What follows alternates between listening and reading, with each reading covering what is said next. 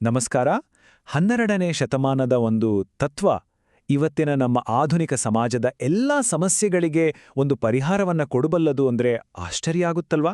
ಬನ್ನಿ, ಇಂದು ನಾವು ದಾಸೋಹದ ಹಿಂದಿರೋ ಆ ಅದ್ಭುತ ನೀಲನಕ್ಷೆಯನ್ನ ಒಟ್ಟಿಗೆ ಬಿಡಿಸಿ ನೋಡೋಣ. ದಾಸೋಹದ ಪಯಣ ಶುರುವಾಗೋದೇ ಇಲ್ಲಿಂದ. ದಾಸೋಹಂ ಅನ್ನೋ ನಾನು, ನನ್ನದು ಅನ್ನೋ ದೇಹ ಕೇಂದ್ರಿತ ತತ್ವವನ್ನ ನಾವು ನಮ್ಮದು ಅನ್ನೋ ಸಮಾಜಮುಖಿ ಚಿಂತನೆಯಾಗಿ ಪರಿವರ್ತಿಸಿದ್ದೇ ದಾಸೋಹ. ಇದೊಂದು ಸಣ್ಣ ಬದಲಾವಣೆಯಲ್ಲ, ಇದೊಂದು ತಾತ್ವಿಕ ಕ್ರಾಂತಿ. ಇದನ್ನ ಅರ್ಥ ಮಾಡ್ಕೊಳ್ಳೋಕೆ ಶರಣರು 3 ಹಂತಗಳನ್ನು ಗುರುತಿಸಿದ್ರು. ಮೊದಲನೇದು ಭಕ್ತಸ್ಥಲ. ಇಲ್ಲಿ ದಾಸೋಹಂ ಅಂದ್ರೆ ನಾನು ದೇವರ ದಾಸ ಅನ್ನೋ ದ್ವೈತ ಭಾವ ಇರುತ್ತೆ. ಎರಡನೇದು ಪ್ರಾಣಲಿಂಗಿ ಸ್ಥಳ. ಇಲ್ಲಿ ಸೋಹಂ ಅಂದ್ರೆ ನಾನೇ ದೇವರು ಅನ್ನೋ ಅದ್ವೈತ ಭಾವ ಬರುತ್ತೆ. ಆದರೆ ಬಸವಣ್ಣನವರ ಚಿಂತನೆ ಇದನ್ನು ಮೀರಿತ್ತು. ಅದೇ ಶರಣಸ್ಥಳ. ಇಲ್ಲಿ ಹರಣಿಗೋ ಹರಿಗೋ ದಾಸ ಅನ್ನೋದಕ್ಕಿಂತ ಈ ಸಮಾಜದ ಒಳಿತಿನ ಜವಾಬ್ದಾರಿ ನನ್ನ ಮೇಲಿದೆ ಅನ್ನೋ ಅರಿವು ಮೂಡುತ್ತೆ. ಅದೇ ನಿಜವಾದ ದಾಸೋಹ. ಬಸವಣ್ಣನವರ ಈ ಒಂದು ವಚನ ಇದೆಯಲ್ಲ, ಇದು ಇಡೀ ಕ್ರಾಂತಿಯ ಹೃದಯ ಇದ್ದ ಹಾಗೆ.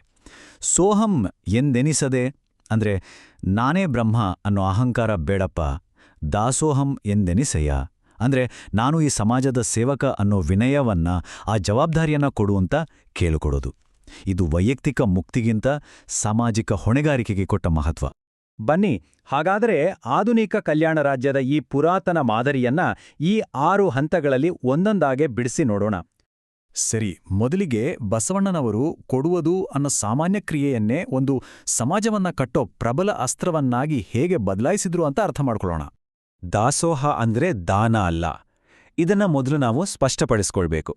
ಯಾಕಂದ್ರೆ ದಾನದಲ್ಲಿ ಕೊಡುವವನು ನಾನು ದೊಡ್ಡವನು ಅನ್ನೋ ಅಹಂಕಾರ ಇರುತ್ತೆ. ಆದರೆ ದಾಸೋಹದಲ್ಲಿ ಕೊಡುವವನು ಸೇವಕ, ಪಡೆಯುವವನು ಸಮಾಜ. ಇದು ಅಹಂಕಾರವನ್ನೇ ಕಿತ್ತು ಹಾಕಿ ಸಮಾನತೆಯ ಸಮಾಜ ಕಟ್ಟುವ ಒಂದು ಅದ್ಭುತ ಮನೋವೈಜ್ಞಾನಿಕ ಚೌಕಟ್ಟು. ಹಾಗಾದ್ರೆ ಬಸವಣ್ಣನವರು ಕಟ್ಟಲು ಹೊರಟಿದ್ದ ಈ ಕಲ್ಯಾಣ ರಾಜ್ಯ ಕೇವಲ ಒಂದು ಫಿಲಾಸಫಿ ಆಗಿತ್ತಾ? ಖಂಡಿತ ಇಲ್ಲ.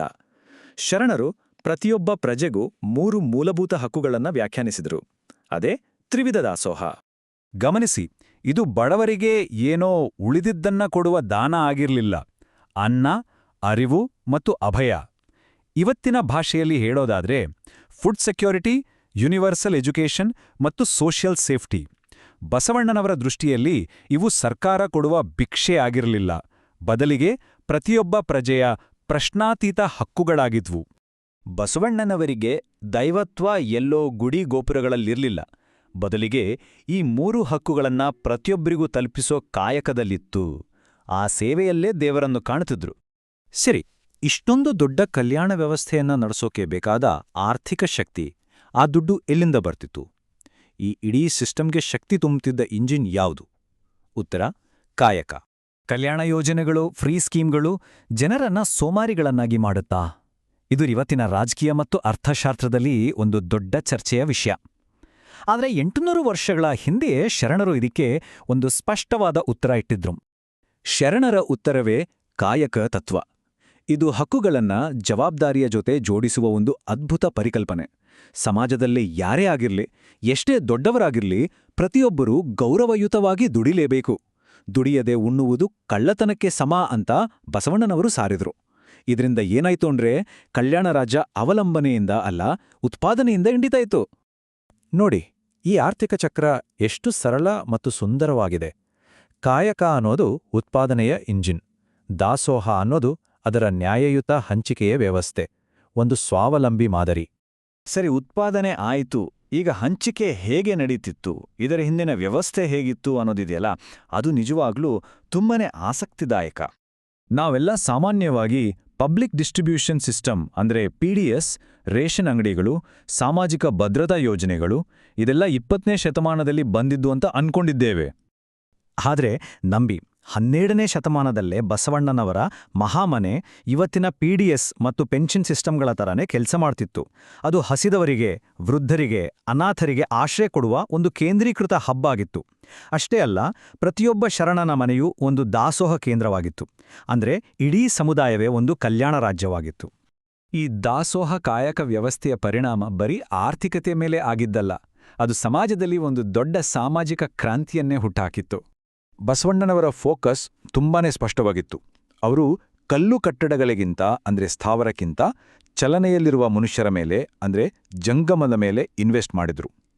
ಅನ್ನದಾಸೋಹ ಅಥವಾ ಸಹಭೋಜನ ಅನ್ನೋದು ಕೇವಲ ಹಸಿವು ನೀಗಿಸೋ ಕಾರ್ಯಕ್ರಮ ಆಗಿರಲಿಲ್ಲ. ಅದು ಸಾವಿರಾರು ವರ್ಷಗಳ ಜಾತಿ ವ್ಯವಸ್ಥೆಯ ಬೇರುಗಳನ್ನೇ ಕತ್ತರಿಸಲು ಬಳಸಿದ ಒಂದು ಪ್ರಬಲ ಸಾಮಾಜಿಕ ಅಸ್ತ್ರವಾಗಿತ್ತು. ಈ ಪ್ರಸಿದ್ಧ ವಚನ ಅದನ್ನೇ ಹೇಳುತ್ತೆ. ಸ್ಥಿರವಾದ ಕಟ್ಟಡಗಳಿಗೆ ಅಳಿವುಂಟು, ಆದರೆ ಚಲಿಸುವ, ಜೀವಂತಿಕೆ ಇರುವ ಮನುಷ್ಯ ಬಂಡವಾಳಕ್ಕೆ ಅಳಿವಿಲ್ಲ ಅನ್ನೋದು ಬಸವಣ್ಣನವರ ಕ್ರಾಂತಿಕಾರಿ ದೃಷ್ಟಿ.